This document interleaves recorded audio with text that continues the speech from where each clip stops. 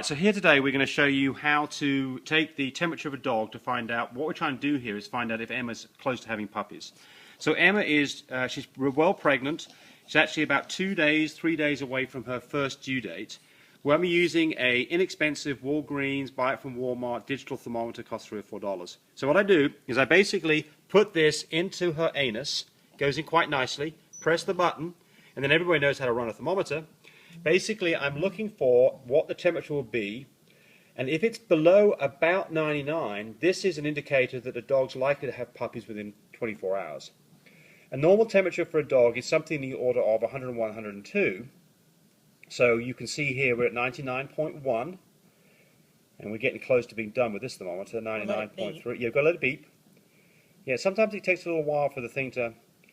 and you can take this, what we do is I take it at least twice a day as I'm getting close to the point where I think we're due. So tonight I'll probably take it again. It's actually in the afternoon right now. You want to do it a week before her first breeding due date. Start taking a temp once a day. Once it starts dropping down to 99, take it twice a day. So there we go, 99.6. And actually I took this dog's temperature here about an hour ago and it was 99.4. So you can see it varies a little bit by time.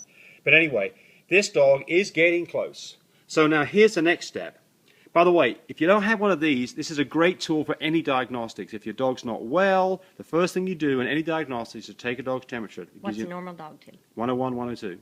Yeah. If you've got a temperature of 104, 105, you've probably got something going on, time to visit the vet.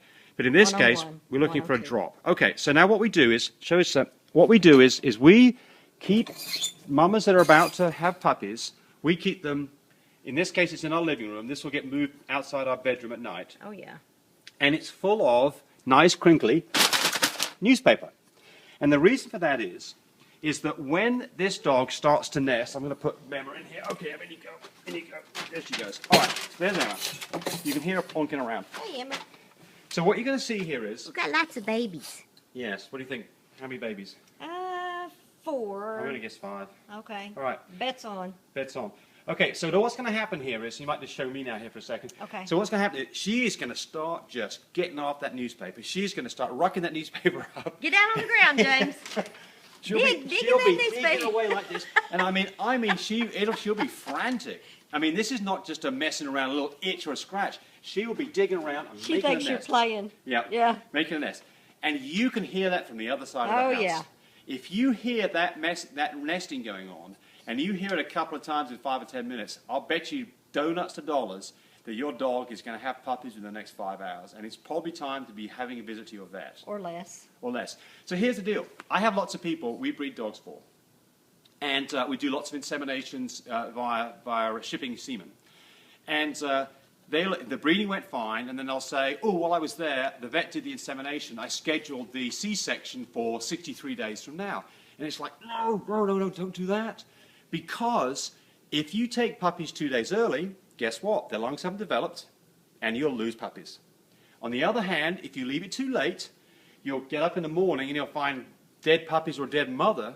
Yeah, because she had trouble. Yeah, it's because she had trouble. So you've got to get this right. Now, it's a really exciting time. I'm really excited, but every time I go through this, I get a little bit nervous, and I fully understand what it's like for somebody who's never been through this before. So here's a secret.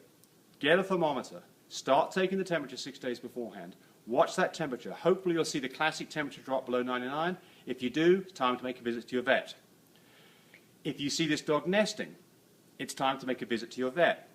I'm going to say something. Whenever I see my females nesting, I sit in front of that cage door with that door open because they don't want to come out. They want to stay right back there in that little base. And they're standing like this, aren't they? Yeah, they're standing like that. All of a sudden, they get a blank, don't need you to they get a blank stare on their face like this, and they look around like this, and they look at their hind legs like... No, they'll be just a blank stare. Yes. And then you want to watch their belly. Yes. And their belly will contract, tighten up. Well, James, stop it. People are going to think you're an idiot. Well, I am an idiot. So anyway, you'll see the contractions. That's her contractions. You call the vet immediately. Yes. Say, meet me down there. But always prepare your vet for the first breeding due date, the second breeding due date, the third breeding due date. So you'll know that they're going to be there, because if they're not, you need to find another vet Because you may be at 2 o'clock in the morning. This brings up another point. You should have established a relationship with your vet. Oh, yeah. And have a vet Yes. who you can call 3 or 4 days prior to this C-section. You don't want to be calling a vet the moment you know you need a C-section, because you may not find a vet. What happens if it's 3 o'clock in the morning? Can a contingency plan for that? Because at least half of the C-sections may happen after 5 o'clock. We have a relationship with 3 to 4 vets. And that way, because if they go on vacation, if you get a vet that doesn't answer their phone call after midnight, you've got somebody on hand and you're prepared, and you're wanting your babies to come out healthy, your mama to be safe. Right. And don't think about that you're just going to free whelp these puppies. I mean, I've got people who do this, and then they get away with it. But you just don't know whether there's a big puppy in there or lots of small puppies. Yeah. You have one big puppy, and you've got problems. Yeah. I mean, you lose a puppy, and you could even lose dog. Yeah, doorbell, I know. Yeah. Give it a second. Yeah. So, www.lovemypups.com, lots of information about this, and best of luck to you. And we will put these puppies on the web here in hopefully another 24 to 48 hours. Bye.